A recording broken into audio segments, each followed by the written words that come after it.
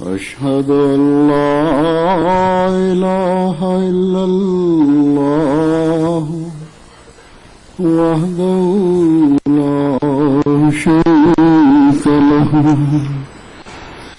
وأشهد أن محمدا عبده ورسوله أما بعد فأعوذ بالله من الشيطان الرجيم بسم الله الرحمن الرحيم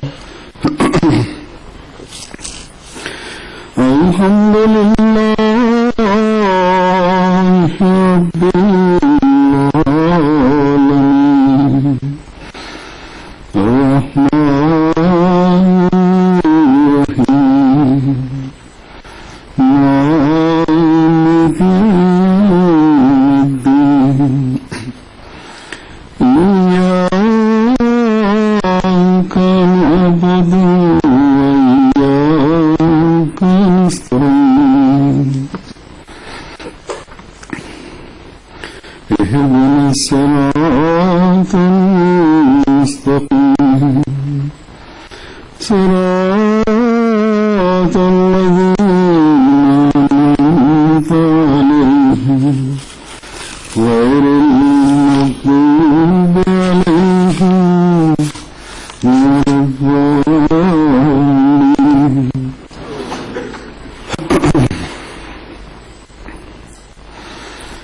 میں اکثر جماعت کو اس طرح توجہ دلاتا ہوں کہ اللہ تعالی کے شکر گزار بندے بنے، اور حقیقی شکر گزاری اسی صورت میں ادا ہو سکتی ہے جب ہمارے دل میں تقویٰ ہو، جب ہم اپنے مقصد پیدائش کو سمجھتے ہوئے اس کو حاصل کرنے کی کوشش کریں، اور اس دورے کے دوران جو مختلف ممالک کا یہ رخ کیا ہے، میں نے گزشتہ 2-3 خطبات میں خاص طور پر اس سے توجہ دلائی.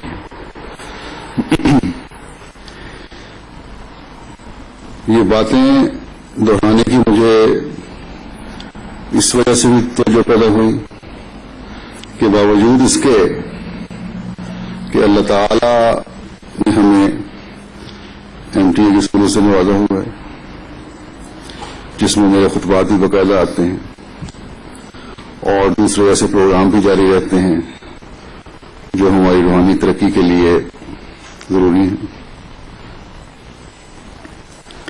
پھر بھی 100% افراد جماعت اس سے فائدہ نہیں اٹھاتے، اور ایک خاصی تعداد ایسے افراد کی ہے، مردوں عورتوں اور نوجوانوں کی، جو باقاعدگی سے خطبہ بھی نہیں سنتے، یا سن لیں تو یہ خیال کرتے ہیں کہ شاید جس جگہ خطبہ دیا جا رہا ہے وہاں کے لوگوں کے لیے ہے، حالانکہ ہر خطبے کا مخاطب ہر احمدی ہوتا ہے، چاہے وہ دنیا کسی بھی حصے میں رہتا. خاص طور پر پرانے احمدی جو ہیں ان میں یہ بڑی غلط رو پیدا ہو گئی ہے. نئے ہونے والے احمدیوں میں عربوں میں سے مجھے لکھتے ہیں یا ملاقاتوں میں بتاتے ہیں جو نو وائن ہے کہ بعض خطبات میں ایسا محسوس ہوتا ہے کہ یہ ہمارے حالات کے متعلق اب کہہ رہے ہیں. اب کچھ عرصے سے رشین میں بھی باقاعدہ خطبے کا ترجمہ MTA پہ نشر کیا جاتا ہے، اور روس کے مختلف ممالک سے احمدیوں کے خطوط بڑی کثرت سے آنے لگ گئے ہیں جو وہاں کے مقامی احمدی ہیں کہ خطبات نے ہم پر مثبت اثر کرنا شروع کر دی ہے، اور بعض اوقات تربیتی خطبات یوں لگتا ہے کہ جیسے خاص طور پر ہمارے حالات دیکھ کر ہمارے لیے دیے جا رہے ہیں،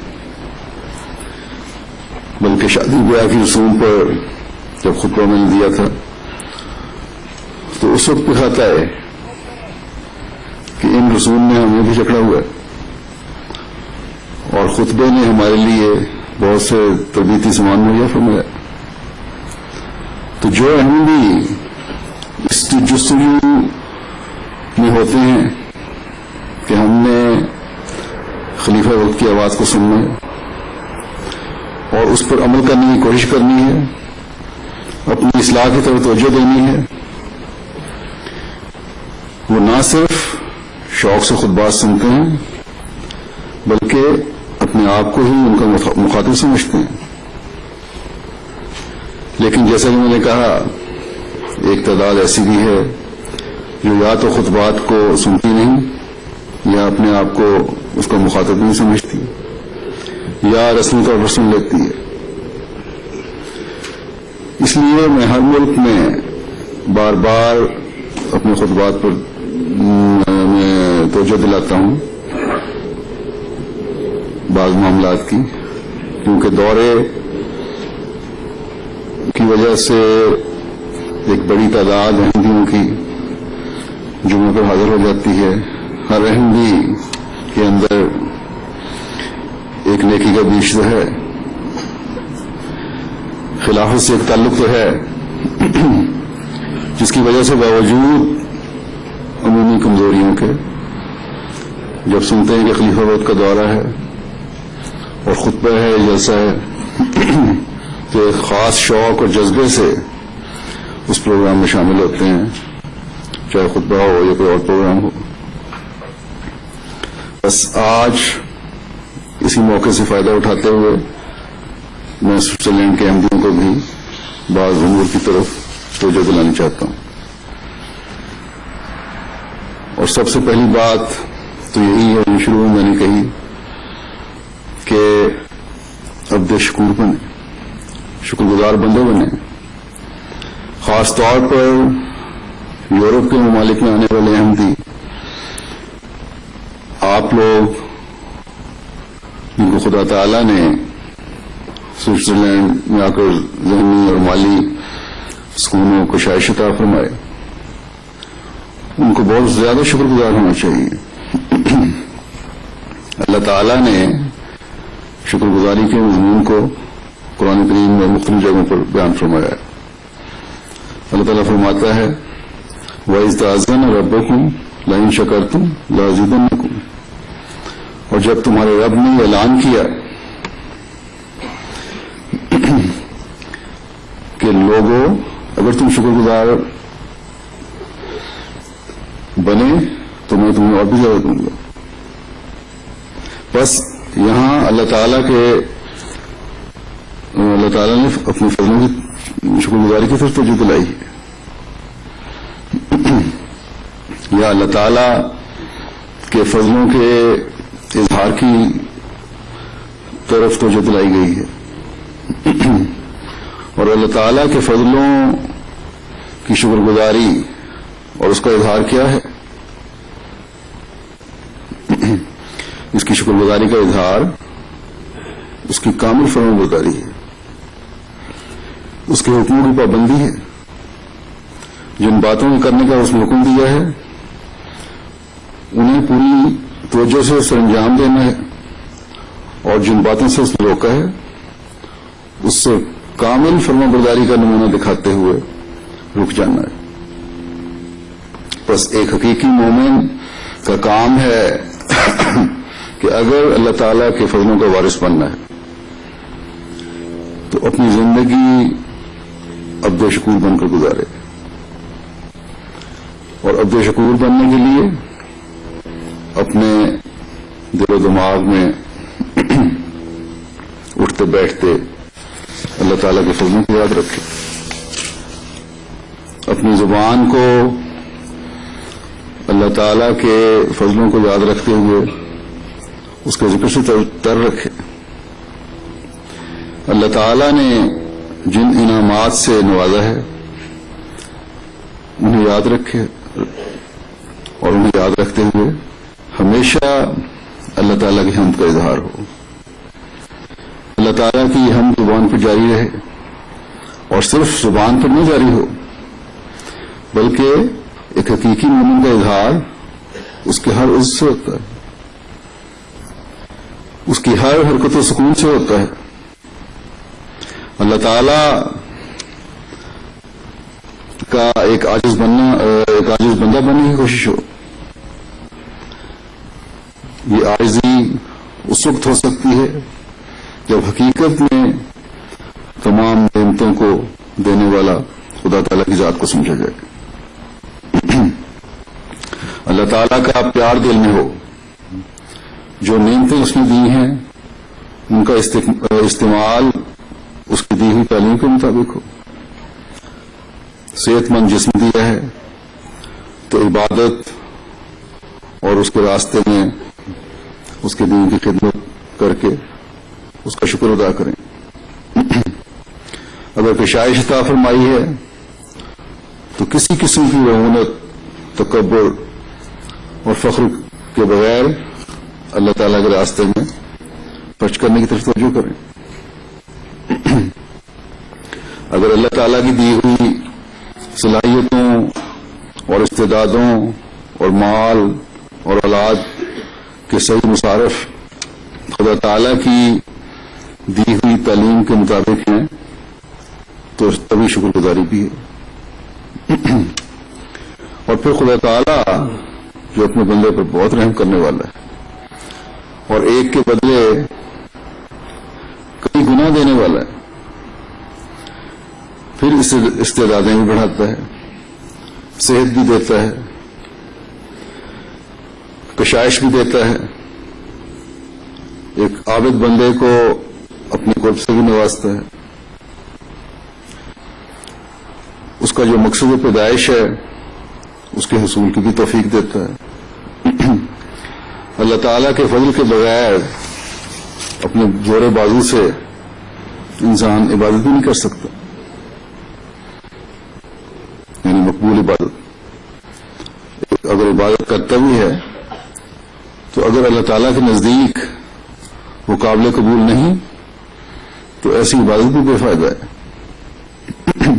بس یہ شکر گزاری کا مضمون ہے جو نیکیوں میں بڑھنے کی بھی توفیق دیتا ہے، تقوی میں بڑھنے کی توفیق دیتا ہے، کیونکہ انسان اپنے ہر قول و فعل کو اللہ تعالیٰ کے فضلوں کا نتیجہ قرار دے کر اس کی طرف جھکتا ہے، تو پھر اللہ تعالیٰ بھی ایسے شکر گزار بندوں کی طرف توجہ کرتا ہے۔ اللہ تعالیٰ یہ جگہ فرماتا ہے کہ وما یفعلوا من خیر فلن یکفروا واللہ علیم بالمتقین، اور جو نیکی بھی وہ کریں اس کی ناقدری نہیں کی جائے گی، اور اللہ متقیوں کو خوب جانتا ہے۔ بس تقوی بھی شکر گزاری سے بڑھتا ہے، کیونکہ شکر گزاری بھی ایک نیکی ہے، اور حقیقی نیکیوں کی توفیق بھی اپنے تمام تر وجود، مال، صلاحیتوں اور نعمتوں کو اللہ تعالیٰ کے فضلوں کی طرف منسوب کرنے سے ملتی ہے۔ اور ایسے نیکیوں میں بڑھنے والے اور شکر گزار مومنوں کے لیے خود کس طرح خدا تعالیٰ اپنے شکور ہونے کا ثبوت دیتا ہے، اس کی مزید وضاحت کے لیے اس طرح بیان فرمایا کہ لیوفیہم اجورہم ویزیدہم من فضلہ انہ غفور شکور، یعنی تاکہ وہ انہیں ان کے اعمال کے پورے پورے اجر دے اور ان کو اپنے فضل سے اور بھی زیادہ بڑھا دے، یقین وہ بہت بخشنے والا اور بہت قدردان ہے۔ جب اللہ تعالیٰ اپنے لیے شکور کا لفظ استعمال کرتا ہے تو بندوں والی عاجزی شکر گزاری نہیں ہے، بلکہ اللہ تعالیٰ جو تمام طاقتوں اور قدرتوں کا مالک ہے، وہ جب شکور بنتا ہے تو اس کا مطلب ہے کہ اللہ تعالیٰ نے اپنے بندے کی عاجزی اور شکر گزاری اور نیکیوں میں آگے بڑھنے کو پسند کیا ہے، اور خالص ہو کر اس کی خاطر کی گئی باتیں اور تمام نیکیاں اللہ تعالیٰ کے فضل کو جذب کرتی ہیں۔ اس لیے اس آیت میں اللہ تعالیٰ نے غفور کے لفظ کے ساتھ شکور کے لفظ استعمال فرمایا کہ وہ بخشنے والا ہے اور قدردان ہے۔ انسان جو کمزور ہے، جب اس کو احساس ہو جائے کہ میں نے ہر نیکی خدا تعالیٰ کی خاطر بجا لانی ہے اور اس کا شکر گزار بندہ بننا ہے اور خالص ہو کر اس کی طرف جھکنا ہے، تو اللہ تعالیٰ جو بہت بخشنے والا ہے، جس کی رحمت بہت وسیع ہے، وہ اپنی مغفرتی چادر میں اپنے بندے کو ڈھانپ لیتا ہے، اس کے گناہوں اور کمزوریوں کی پردہ پوشی فرماتا ہے اور اپنی طرف بڑھنے والے اپنے بندے کے ہر قدم کو بڑی قدر کی نگاہ سے دیکھتا ہے اور اس کے انعامات میں اضافہ کرتا چلا جاتا ہے۔ بس یہ ہمارا خدا ہے جو ہر لحاظ سے اپنے بندے کو نوازتا ہے، انہیں دنیا بھی ملتی ہے اور اس کو نیکیوں کے اجر بھی ملتے ہیں۔ اگر ایسے مہربان اور قدردان خدا کو چھوڑ کر بندہ اور طرف جائے تو ایسے شخص کو بیوقوف اور بدقسمت کے علاوہ اور کیا کہا جا سکتا ہے؟ بس آپ لوگ جو اس ملک میں آ کر آباد ہوئے ہیں اپنے جائزے لیں، آپ اپنے ماضی کو دیکھیں اور اس پر نظر رکھیں تو اکثر آپ میں سے یہی جواب پائیں گے کہ خدا تعالیٰ نے ہم پر فضل فرمایا ہے۔ اپنے وطن سے بے وطنی کو بلا وجہ اختیار نہیں کرتا،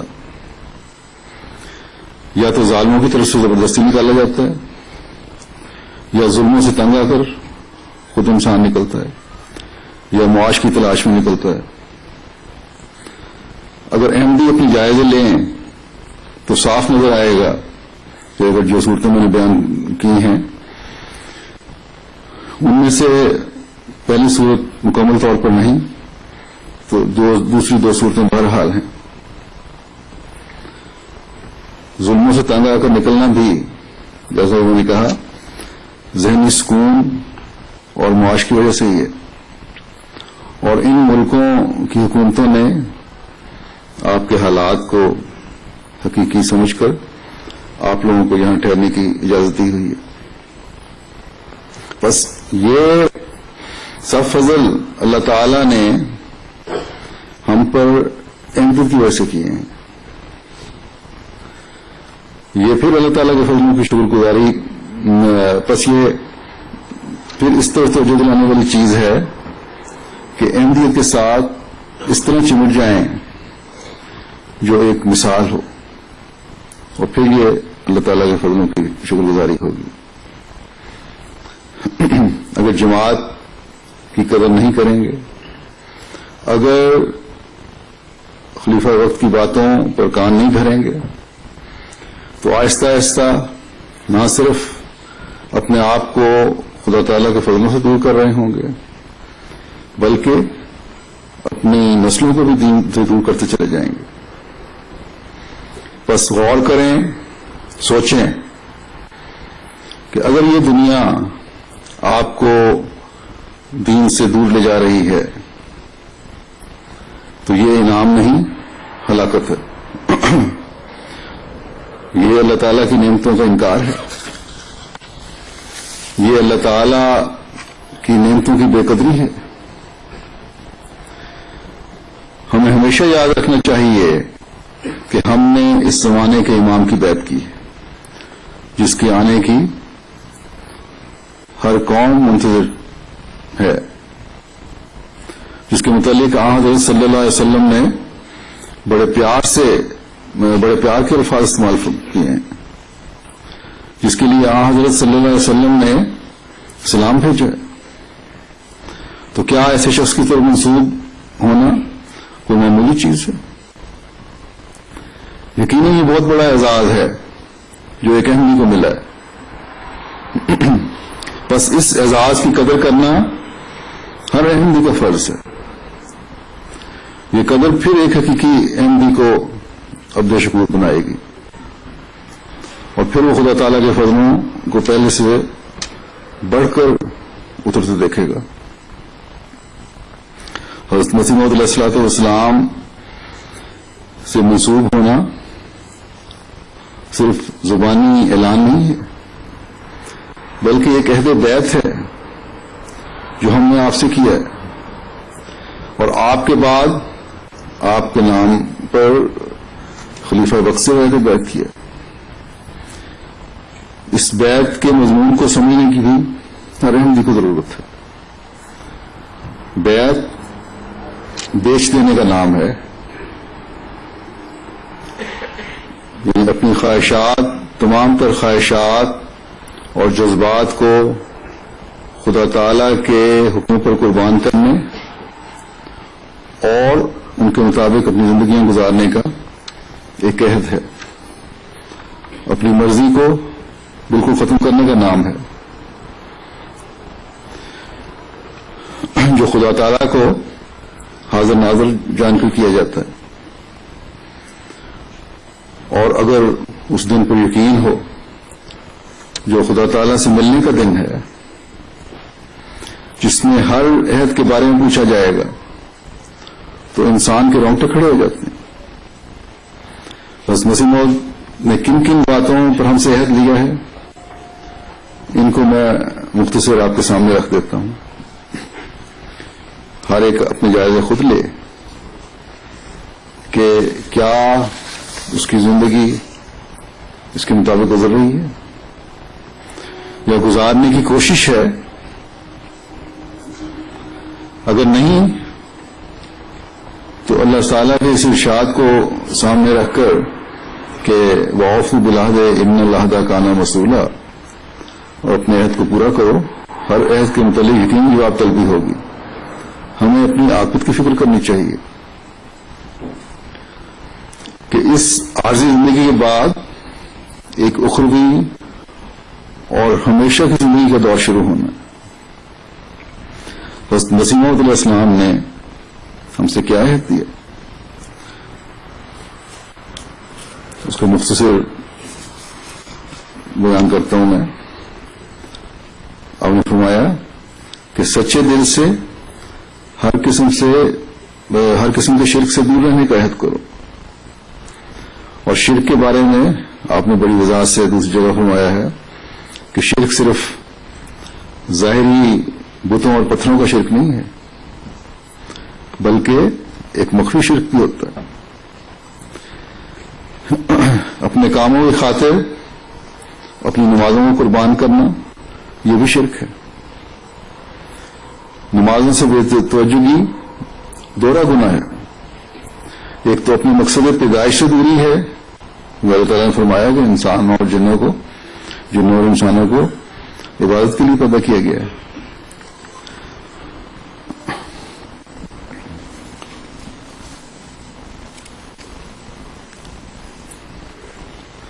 دوسرے یہ ہے کہ دنیا کو اس پر مقدم کرنا ہے. گویا کہ رازق خدا تعالی نہیں بلکہ آپ کی کوششیں اور آپ کے کاروبار یا ملازمتیں ہیں. بعض دفعہ اولاد بھی خدا تعالیٰ کے حکم کے مقابلے پر کھڑی ہو جاتی ہے. وہ بھی ایک شرک کی قسم ہے. اللہ تعالیٰ کے واضح حکم کا انکار کر کے اولاد کی بات ماننا بھی ایک قسم کا مخفی شرک ہے. بلکہ بعض اوقات اللہ تعالیٰ کی یاد کو یہ چیزیں بلا دیتی ہیں. کئی لوگ ہیں جو احمدیت سے دور ہٹے ہیں تو اولاد کی وجہ سے اولاد کے بیجا لاڈ پیار نے اور اولاد کی آزادی نے ان کو اولاد کو جو دین سے ہٹایا تو خود ماں باپ بھی دین سے ہٹ گئے. اللہ تعالیٰ قرآن کریم میں ایک جگہ فرماتا ہے کہ یا ایھا الذین آمنوا لا تلھکم اموالکم ولا اولادکم عن ذکر اللہ، کہ اے مومنو تمہیں تمہارے مال اور اولادیں اللہ کے ذکر سے غافل نہ کر دیں. بس جب بھی اللہ تعالیٰ کے مقابلے میں کوئی دوسری چیز اہمیت حاصل کرے گی تو اللہ تعالیٰ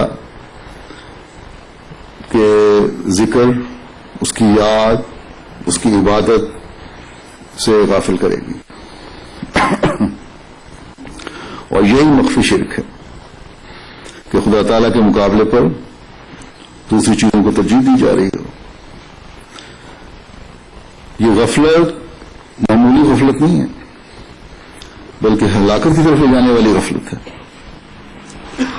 بس اللہ تعالیٰ نے مومنوں کو یہ تنبیہ فرمائی ہے کہ یہ نہ سمجھنا کہ ہمارا عہد بیعت کر لینا، حضرت مسیح موعود علیہ الصلوۃ والسلام کی جماعت میں شامل ہو جانا کافی ہے، بلکہ ہر لمحہ تمہیں خدا تعالیٰ کی یاد سے اپنے دل و دماغ کو تازہ رکھنے کی ضرورت ہے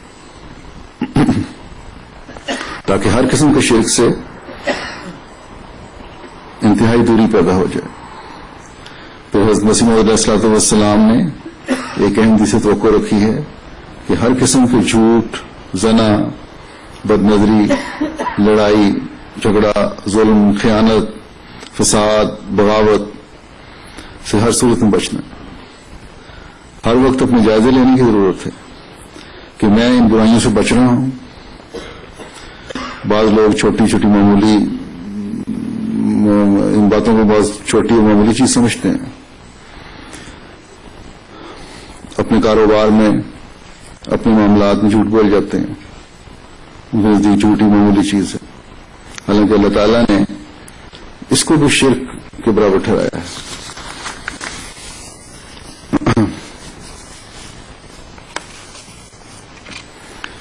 زنا ہے، بدنظری وغیرہ ہے، یہ برائیاں آج کل میڈیا کی وجہ سے عام ہو گئی ہیں. گھروں میں ٹیلی ویژن کے ذریعے یا انٹرنیٹ کے ذریعے سے ایسی ایسی بیہودہ اور لچر فلمیں اور پروگرام دکھائے جاتے ہیں جو انسان کو برائیوں میں دھکیل دیتے ہیں. خاص طور پر نوجوان لڑکے لڑکیاں بعض احمدی گھرانوں میں بھی اس برائی میں مبتلا ہو جاتے ہیں.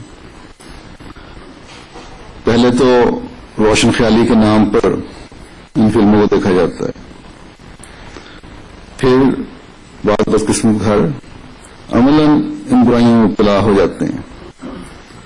تو زنا جو ہے یہ دماغ کا اور آنکھ کا زنا بھی ہوتا ہے، اور پھر یہی زنا بڑھتے بڑھتے حقیقی برائیوں میں مبتلا کر دیتا ہے. ماں باپ شروع میں احتیاط نہیں کرتے، اور جب پانی سر سے اونچا ہو جاتا ہے تو پھر افسوس کرتے اور روتے ہیں کہ ہماری نسل بگڑ گئی، ہماری اولادیں برباد ہو گئی. اس لیے چاہیے کہ پہلے نظر رکھیں.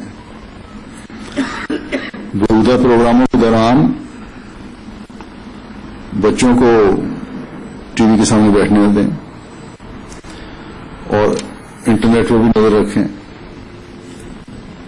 بعض ماں باپ زیادہ پڑھے لکھے نہیں ہیں، جماعتی نظام کا کام ہے کہ ان کو اس بارے میں آگاہ کریں. اسی طرح انصار اللہ ہے، لجنہ ہے، قدام الاحمدیہ ہے، یہ تنظیمیں اپنی اپنی تنظیموں کے متحد بھی ان برائیوں سے بچنے کے پروگرام بنائیں. نوجوان لڑکوں لڑکیوں کو جماعتی نظام سے اس طرح جوڑیں، اپنی تنظیموں کے ساتھ اس طرح جوڑیں کہ دین ان کو ہمیشہ مقدم رہے. اور اس بارے میں ماں باپ کو بھی جماعتی نظام سے یا ذیلی تنظیموں سے بھرپور تعاون کرنا چاہیے. کسی قسم کی کمزوری اگر ماں باپ دکھائیں گے تو اپنے بچوں کی ہلاکت کا سامان کر رہے ہوں گے. خاص طور پر گھر کے جو نگران ہیں یعنی مرد، ان کا سب سے زیادہ یہ فرض ہے اور ذمہ داری ہے کہ اپنی اولادوں کو آگ میں گرنے سے بچائیں. جس آگ کے عذاب سے خدا تعالیٰ نے آپ کو یا آپ کے بڑوں کو بچایا ہے، اپنے فضل سے زمانے کے امام کو ماننے کی توفیق عطا فرمائی ہے، اس سے بچائیں. دنیا شدید بے چینی میں مبتلا ہے، خاص طور پر دوسرے مسلمان جو ہیں کہ ان کو کوئی ایسی لیڈرشپ ملے جو ان کی رہنمائی کرے. لیکن آپ پر اللہ تعالیٰ نے فضل فرمایا ہوا ہے کہ زمانے کے امام کی بیعت میں آ کر رہنمائی مل رہی ہے. خلافت کے ساتھ وابستہ رہنے کی وجہ سے نیکیوں پر قائم رہنے کی طرف توجہ دلائی جاتی ہے. بس یہ سب اللہ تعالیٰ کے فضل تقاضا کرتے ہیں کہ توجہ دلانے پر ہر برائی سے بچنے کا عہد کرتے ہوئے لبیک کہتے ہوئے آگے بڑھیں. نیکیوں پر خود بھی قدم ماریں اور اولاد کو بھی اس پر چلنے کی تلقین کریں اور اس کی کوشش کریں. خدا تعالیٰ کے اس ارشاد اور انذار کو ہمیشہ سامنے رکھیں کہ یا ایھا الذین آمنوا قوا انفسکم واہلیکم نارا. اے مومنو، اپنے آپ کو بھی اور اپنی اولاد کو بھی آگ سے بچاؤ.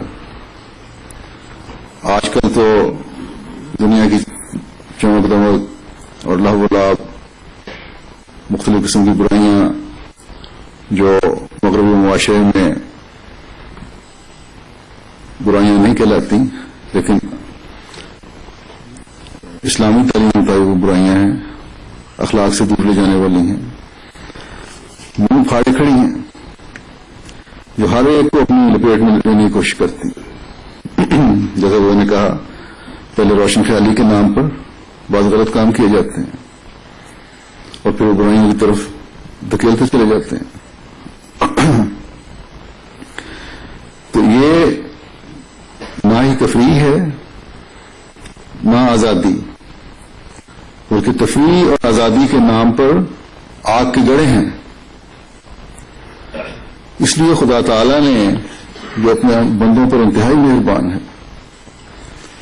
مومنوں کو کھول کر بتا دیا کہ یہ آگ ہے، یہ آگ ہے، اس سے اپنے آپ کو بھی بچاؤ اور اپنی اولادوں کو بھی بچاؤ.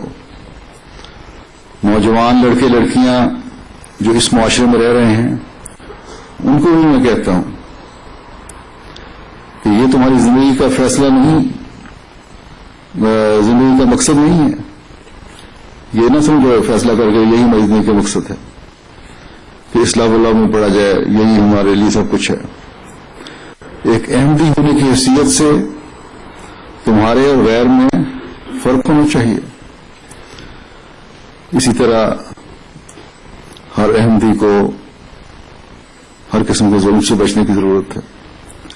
آپس میں محبت، پیار اور بھائی چارے کی بہت زیادہ ضرورت ہے. ہر قسم کے دھوکے سے اپنے آپ کو بچانے کی ضرورت ہے. نظام جماعت کی پابندی کی ضرورت ہے. جماعت احمدیہ کی خوبصورتی تو نظام جماعت ہی ہے.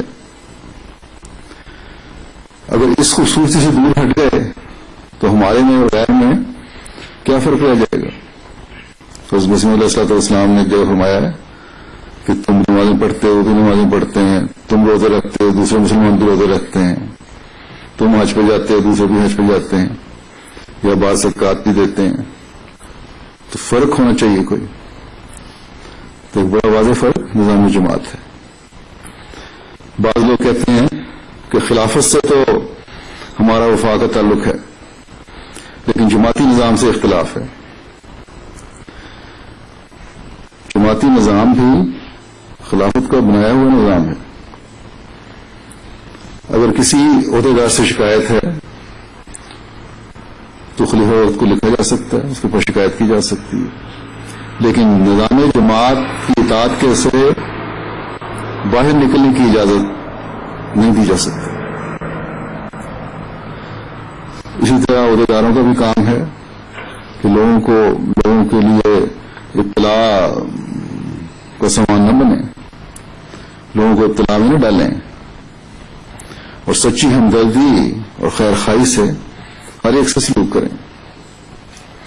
پھر حضرت مسیح موعود علیہ السلام نے نمازوں کی طرف توجہ دلائی ہے اپنی شرائط بیعت میں کہ میرے سے منسوب ہونے کے لیے نمازیں شرط ہیں، اس بارے میں پہلے بھی بتا چکا ہوں، لیکن اس مضمون کو آپ نے نمازوں کے ساتھ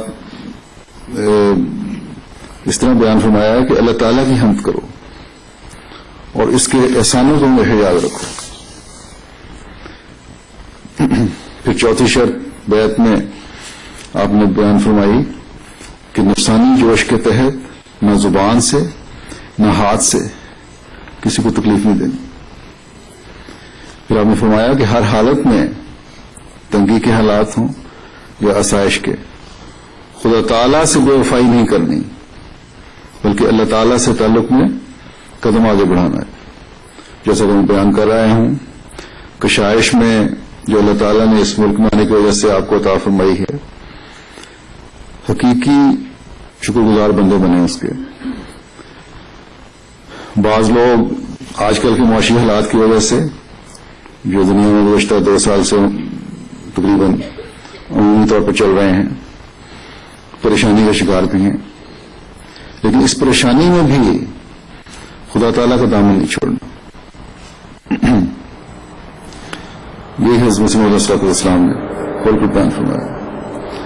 پھر ایک شرط یہ آپ نے رکھی کہ دنیا کی رسموں اور ہوا و ہوس سے اپنے آپ کو بچانا ہے اور اللہ اور اس کے رسول کی کامل اطاعت کرنی ہے۔ اب اللہ اور اس کے رسول کی کامل اطاعت کرنے کے لیے قرآن کریم کو پڑھنے کی ضرورت ہے، اس پر توجہ دینے کی ضرورت ہے، اس پر غور کرنے کی ضرورت ہے، تاکہ اس کے حکم جو ہیں قرآن کریم میں ان کو سمجھ کر ان پر عمل کرنے کی طرف توجہ پیدا ہو۔ پھر ایک شرط یہ فرمائی کہ ہر قسم کا تکبر چھوڑنا ہوگا اور عاجزی اختیار کرنی ہوگی۔ پھر 8ویں شرط میں آپ فرماتے ہیں کہ دین اور دین کی عزت اور ہمدردی اسلام کو اپنی جان، مال اور عزت اور اولاد اور ہر ایک عزیز سے زیادہ عزیز سمجھ۔ بس یہ ایک بہت اہم شرط ہے، ہر احمدی کو یاد رکھنا چاہیے کہ وہ احمدی ہونے کے ناطے احمدیت کا نمائندہ ہے اور اسلام کی حقیقی تصویر بننے کی اس نے کوشش کرنی ہے۔ غیر احمدی مسلمانوں کی نظریں بھی ہم پر ہیں اور غیر مسلموں کی نظریں بھی ہم پر ہیں۔ ہم اپنے آپ کو پیش کرتے ہیں یہ دعویٰ کر کے کہ ہم اسلام کی حقیقی تصویر ہیں۔ جب ہم اسلام کی حقیقی تصویر ہیں تو اسلام کی عزت کو قائم رکھنے کا جن کی ذمہ داری بھی ہمارے سپرد ہے۔ ہم نے ایک نمونہ بننا ہے اور جب ہمارے نمونے ہوں گے تو تبھی ہم تبلیغ کے نظام میں بھی ترقی کر سکتے ہیں۔ دین کی عزت اور اسلام کی ہمدردی ہم سے یہ تقاضا کرتی ہے کہ اس عزت کو دنیا میں قائم کریں۔ آج جبکہ ہر طرف اسلام کے خلاف محاذ کھڑے کیے گئے ہیں، حقیقی اسلام کی تصویر دنیا کے سامنے پیش کریں۔ اسلام مخالف لوگوں نے یہاں اس ملک میں بھی اسلام کو بدنام کرنے کا ایک طریقہ اختیار کیا کہ مسلمانوں کی مسجدوں کے مینارے نہ بننے دیے جائیں۔ اگر یہ مینارے ختم ہو گئے تو مسلمانوں کے جرائم اور ان کی ساری ایکٹیویٹیز جو ہیں دنیا میں فساد پیدا کرنے کی بقول ان کے، وہ ختم ہو جائیں گی۔ بے شک یہ میناروں کا فیصلہ تو ہو چکا ہے، لیکن اس ایشو کو ہر وقت زندہ رکھیں۔ وقتاً فوقتاً اخباروں میں لکھیں، سیمینرز کریں یا اور مختلف طریقوں سے اس طرف لوگوں کی توجہ کرواتے رہیں. جس طرح توجہ سے انہوں نے ریفرینڈم کرا کر یہ قانون پاس کروایا ہے، اسی طرح ریفرینڈم سے قانون ختم بھی ہو سکتا ہے. بے شک معیاروں کی اپنی کوئی اہمیت نہیں ہے، یہ تو بہت بات بننے شروع ہوئے، لیکن یہاں اسلام کی عزت کا سوال ہے کہ اسلام کو بدنام کیا جا رہا ہے میناروں کے نام پر. اس لیے مسلسل کوشش ہوتی رہنی چاہیے جماعت احمدیہ کی مثال دیں، دنیا کے سامنے پیش کریں کہ دنیا کے 195 ممالک میں جماعت قائم ہے. لگ بھگ اس سے کسی ایک جگہ بھی مثال دو، یہاں سوئٹزرلینڈ میں مثال دو کہ جماعت احمدیہ کی طرف سے کبھی کوئی قانون شکنی کی گئی ہو، بلکہ قوانین کی مکمل پابندی کی جاتی ہے، یا کسی بھی فساد میں جماعت نے حصہ لیا ہو، یا حکومت کے خلاف کسی بغاوت میں شامل ہوئے ہوں. ہم ہیں جو اسلام کی حقیقی تصویر پیش کرنے والے ہیں. ذاتی رابطوں سے اپنے تعلقات کو وسیع کریں، اپنے گھروں میں بیٹھ کر اپنے ماحول میں نہیں بیٹھے رہیں. جن کو زبان آتی ہے، جن کے ارد گرد ماحول میں شرفاء ہیں، اس ماحول میں رابطے کریں، تبلیغی میدان کو وسیع کریں. جن کو زبان نہیں آتی صحیح طرح، وہ کوئی لٹریچر لے کر تقسیم کرنا شروع کر دیں. بہرحال پورے جماعت کے ہر فرد کو اس بات میں اپنے آپ کو ڈالنا ہوگا، تبھی آپ کی تھوڑی تعداد بھی جو ہے وہ مؤثر کردار ادا کر سکتی ہے.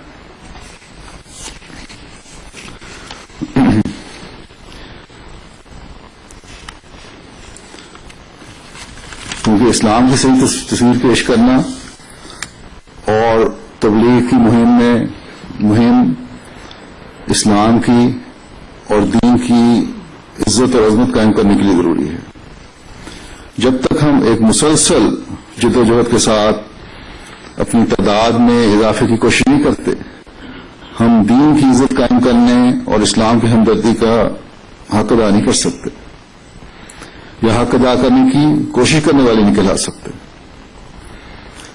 اسی طرح ایک ایشو آج کل یورپ میں اسلام کو بدنام کرنے کے لیے پردے کا بھی اٹھا ہوا ہے. ہماری بچیاں جو ہیں اور عورتیں جو ہیں، ان کا کام ہے کہ اس بارے میں ایک مہم کی صورت میں اخباروں میں مضامین اور خطوط لکھیں. انگلستان میں، جرمنی وغیرہ میں بچیوں نے بڑا اچھا کام کیا اس بارے میں کہ پردہ عورت کی عزت کے لیے ہے، اور یہ تصور ہے جو مذہب دیتا ہے، ہر مذہب نے دیا ہے کہ عورت کی عزت قائم کی جائے. بعضوں نے تو پھر اس کی صورت بگاڑ لی بعد میں. عیسائیت میں تو ماضی زیادہ دور کا عرصہ بھی نہیں ہوا جب تک عورت کے حقوق نہیں ملتے تھے اور اس کو پابند کیا جاتا تھا، بعض پابندیوں میں جکڑا ہوا تھا. تو بہرحال یہ عورت کی عزت کے لیے ہے. عورت کی یہ فطرت ہے کہ وہ اپنی عزت چاہتی ہے، مگر ہر شخص چاہتا ہے، لیکن عورت کا ایک اپنا وقار ہے جس وقار کو قائم رکھنا چاہتی ہے اور رکھنا چاہیے. اور اسلام عورت کی عزت اور احترام اور حقوق کا سب سے بڑا نمبردار ہے. بس یہ کوئی جبر نہیں ہے کہ عورت کو پردہ بنایا جاتا ہے، حجاب کا کہا جاتا ہے، بلکہ عورت کو اس کی انفرادیت قائم کرنے اور مقام دلوانے کے لیے سب کوشش ہے. اس کے ساتھ ہی میں ان احمدی لڑکیوں کو بھی کہتا ہوں جو کسی قسم کے کمپلیکس میں مبتلا ہیں کہ اگر دنیا کی باتوں سے گھبرا کر یا فیشن کی روح میں بہ کر انہوں نے اپنے حجاب اور پردے اتار دیے تو پھر آپ کی عزتوں کی بھی کوئی ضمانت نہیں ہوگی. آپ کی عزت دین کی عزت کے ساتھ ہے. میں پہلے بھی ایک مرتبہ ایک واقعے کا ذکر کر چکا ہوں. اس طرح کئی واقعات ہیں. ایک احمدی بچی کو اس کے باس نے معزز دیا کہ اگر تم حجاب لے کر دفتر آئی تو تمہیں کام سے فارغ کر دیا جائے گا اور 1 مہینے کا نوٹس ہے. اس بچی نے دعا کی کہ اے اللہ میں تو تیرے حکم کے مطابق یہ کام کر رہی ہوں اور تیرے دین پر عمل کرتے ہوئے یہ پردہ کر رہی ہوں.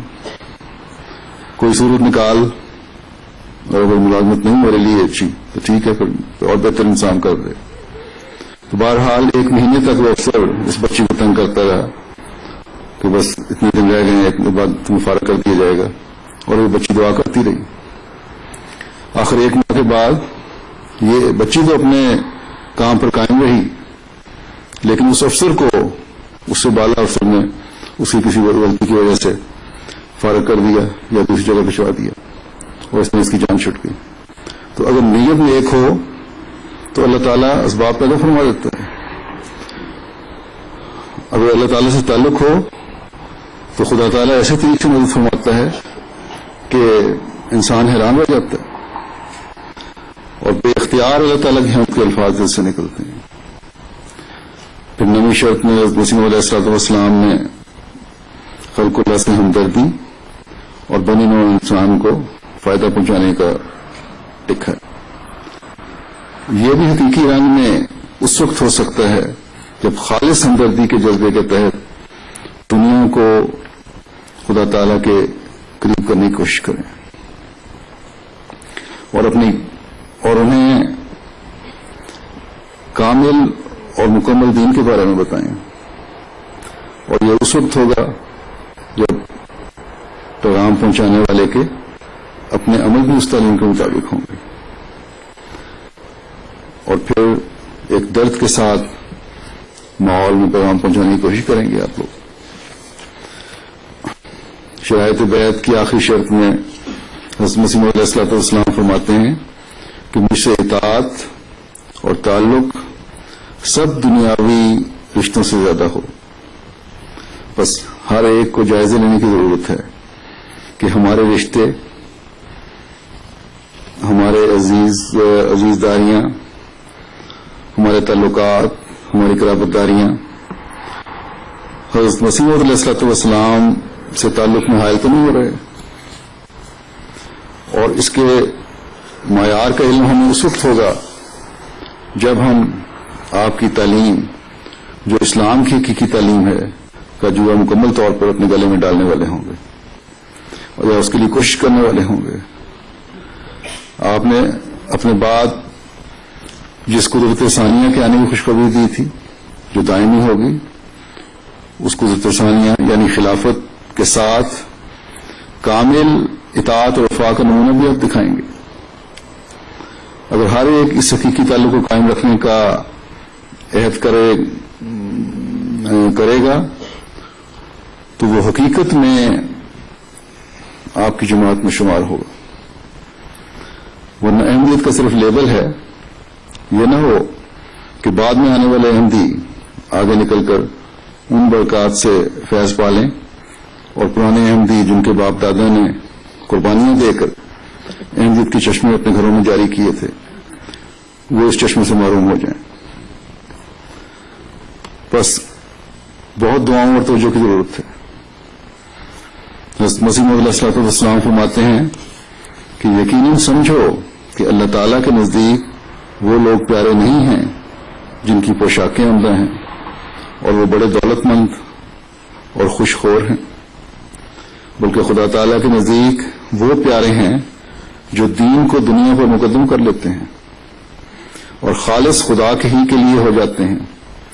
بس تم اس امر کی طرف توجہ کرو نہ پہلے امر کی طرف. پھر آپ فرماتے ہیں کہ وجاعل الذین اتبعوک فوق الذین کفروا الی یوم القیامہ.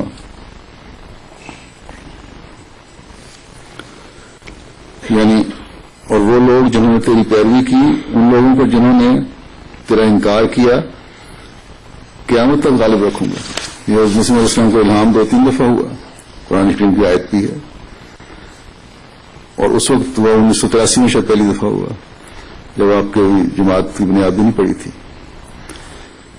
تو حضرت مسیح علیہ الصلوۃ والسلام اس زمانے پر فرماتے ہیں کہ یہ تو سچ ہے کہ وہ میرے متبعین کو میرے منکروں اور مخالفوں کو غلبہ دے گا، لیکن غور طلب بات یہ ہے کہ متبعین میں سے ہر شخص میرے ہاتھ پر بیعت کرنے سے داخل نہیں ہو سکتا جب تک اپنے اندر وہ اتباع کی پوری کیفیت پیدا نہیں کرتا. متبعین میں داخل نہیں ہو سکتا. ایسی پیروی کہ گویا اطاعت میں فنا ہو جاوے اور نقش قدم پر چلے، اس وقت تک اتباع کا لفظ صادق نہیں آتا. فرماتے ہیں کہ اس سے معلوم ہوتا ہے کہ خدا تعالی نے ایسی جماعت میرے لیے مقدر کی ہے جو میری اطاعت میں فنا ہو اور پورے طور پر میری اتباع کرنے والی ہو.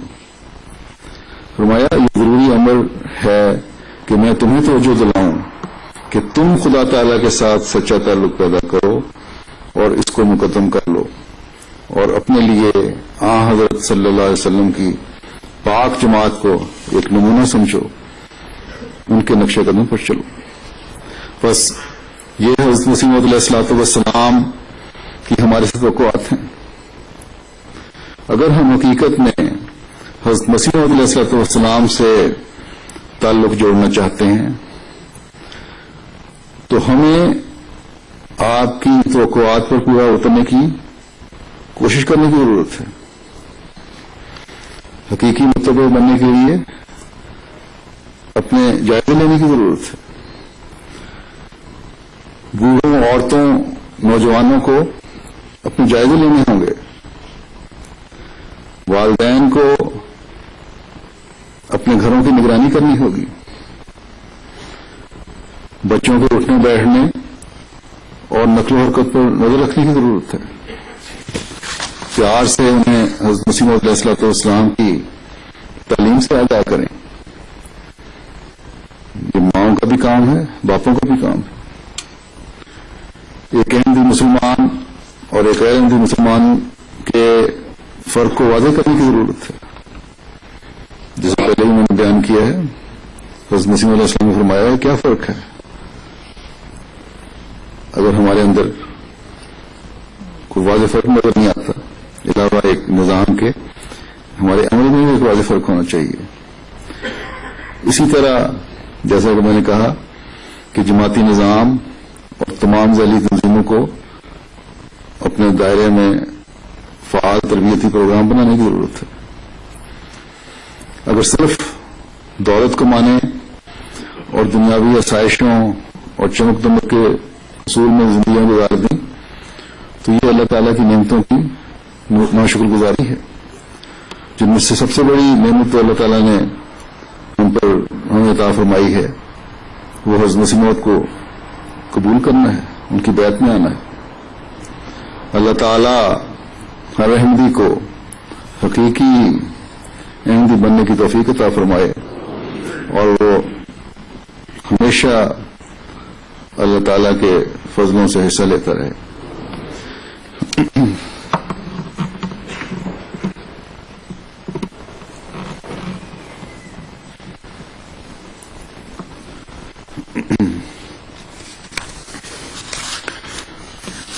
الحمد لله نحمده ونستعينه ونستغفره.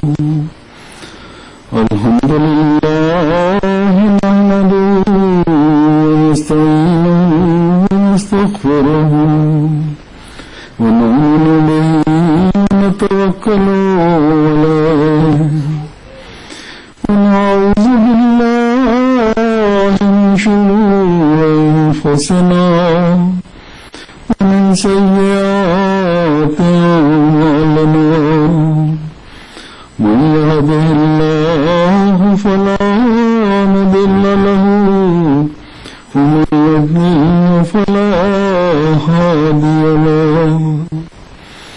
ونشهد أن لا إله إلا الله ونشهد أن محمدا